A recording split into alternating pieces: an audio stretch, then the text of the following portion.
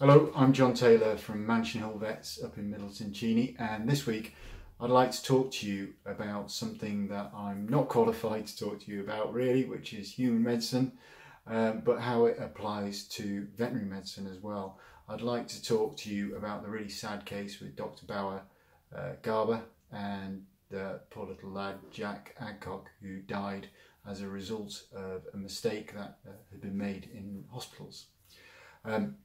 I don't know if you've seen the case, but the doctor was initially struck off, and then she was struck off for life on appeal from the GMC, and she's recently had her striking off reduced to a year, I think. I'm doing all this from memory, so apologise if there are any slight errors here. I don't have a script or anything like that. And there has been a little bit of there's been a lot of controversy. The little boy's mother's obviously extremely upset, and I just wanted to talk about some of the implications for medical professionals on the wider stage, really. So I don't know if you remember the details of the case. Jack was a little boy with Down syndrome. He'd had vomiting and diarrhea. He came into the hospital. He'd been vomiting and diarrhea so much that he got very dehydrated. His fingers and toes were extremely cold. And the Dr. Bauer Garber, came on to the hospital rounds, and the consultant wasn't there, I think, and the resident was away, and essentially she was under an awful lot of pressure at work. She didn't have a proper handover, and I think the pressure of work meant that she was not completely familiar with the case. Anyway, Jack had a heart condition which is quite common with children and people with Down syndrome, and as a result he was on a drug called enalapril. Now, enalapril is a drug which can change your blood pressure. If your blood pressure is already down as a result of being dehydrated, you don't want it, and in fact the doctor decided to not prescribe enalapril for that day. So in fact he shouldn't have taken it because it could have been dangerous. As the day went on, Jack became more and more ill despite proper and adequate treatment for rehydration with an IV line. And then in the evening his mother asked the nurse whether he should have his enalapril or not. The enalapril shouldn't have been given, but it hadn't been noted properly, if I remember rightly, and essentially the mother misunderstood, or the nurse misunderstood, and the mother ended up giving enalapril to her little boy, who as a result collapsed due to his blood pressure being driven down even further despite the dehydration, and he died. There was a little bit of a wrinkle in that during resuscitation attempts he was confused with another child on the ward who had a do not resuscitate order, and so resuscitation was actually stopped for a minute, but it was subsequently found that stopping for a minute wouldn't affect the outcome either way.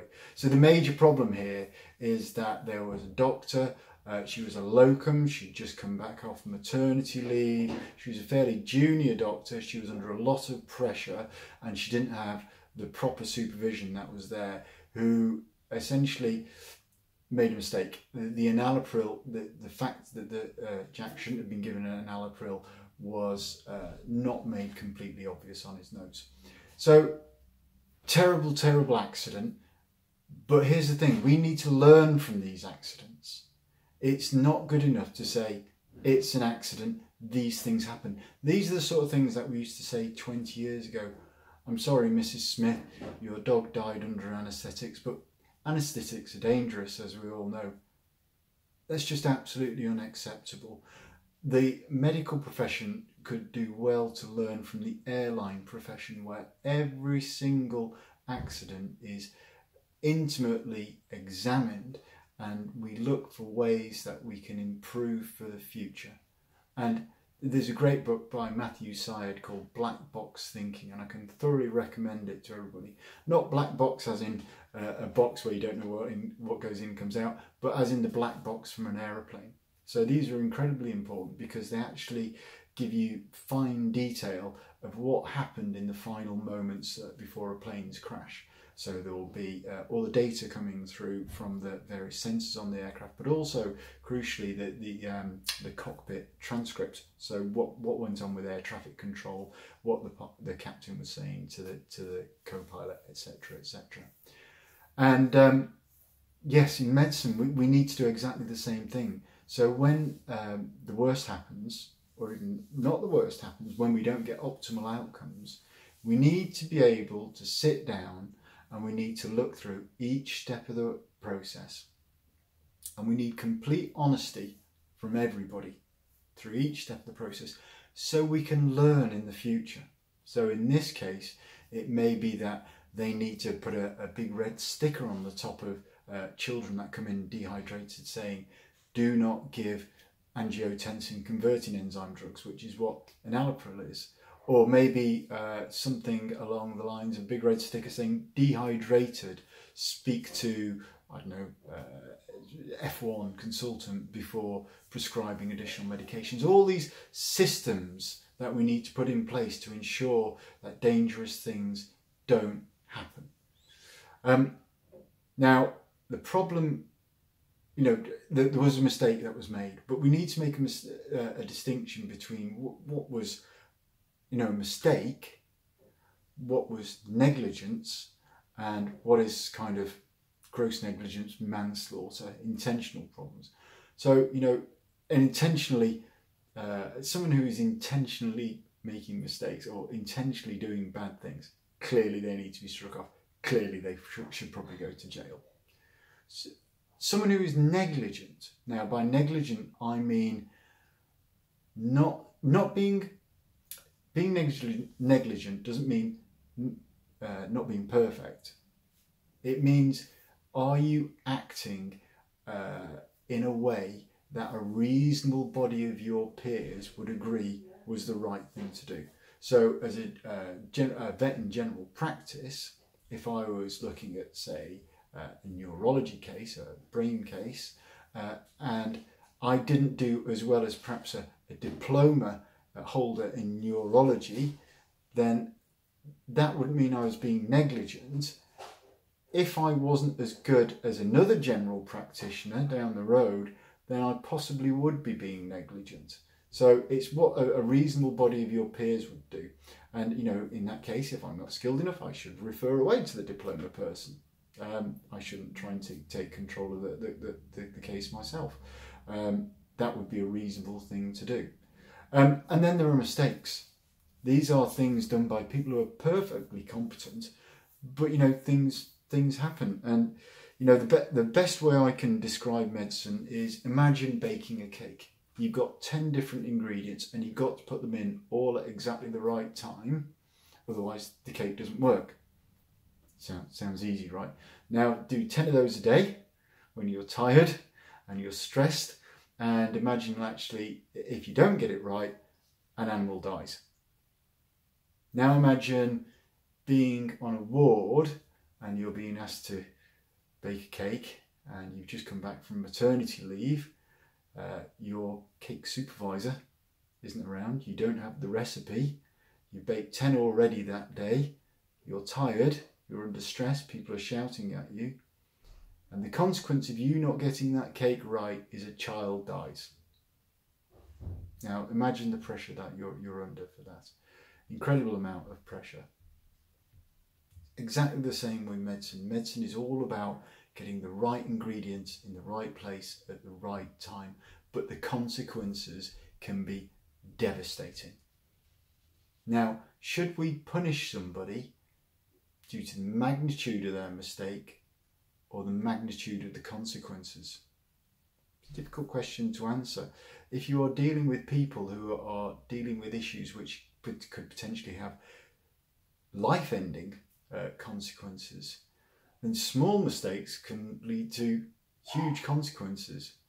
If I'm making a cake, a large mistake can lead to a little consequence. So I'm not entirely sure it's fair to punish somebody who is in a particular job based on the consequence. I think you need to look at the size of the mistake. Rolling on from that and the honesty that we need, what do you expect will happen within hospitals where these consequences are potentially so large, and that's what you're getting punished for in that initial judgment, and yet you're also a consequence mistake is so large, but at the same time you're being asked to be absolutely open and honest about mistakes that are being made. It's a chilling effect. All that will happen is that people will try to protect themselves. So another child dies, an investigation is launched, and there will be epic levels of back covering. Just natural. I mean, if you thought you were potentially going to lose your profession for the rest of your life, even go to jail, which happened to a group of seismologists who didn't predict an earthquake in Italy correctly, then I think it's only human nature that you're not going to be quite as open and honest as you otherwise would be. And there's a very famous case which comes to mind of a BA pilot who unfortunately crashed a plane. He survived, but as a result was taken off the roster of BA, sacked, and there was a distinct decrease in the compliance of crews to work with accident investigators thereafter. It's only once they got to a point where they said it's important to criticise and improve the system, not the person, that they arrived at this black box way of thinking. So in conclusion, I'd say terrible thing to have happened, and I think we should the doctor is clearly a nice, honest person, and she will remember that for the rest of her life. We shouldn't pillory her for it.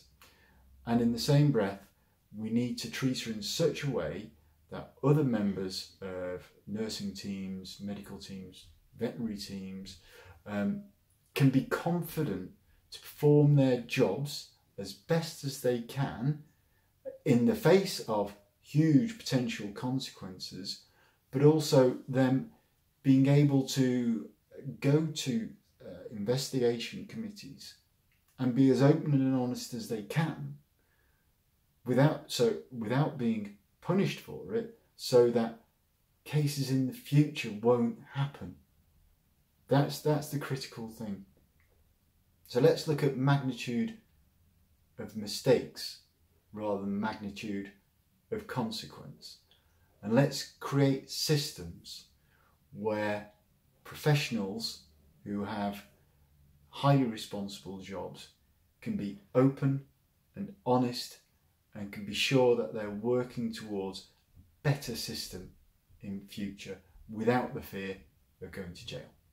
Thank you very much.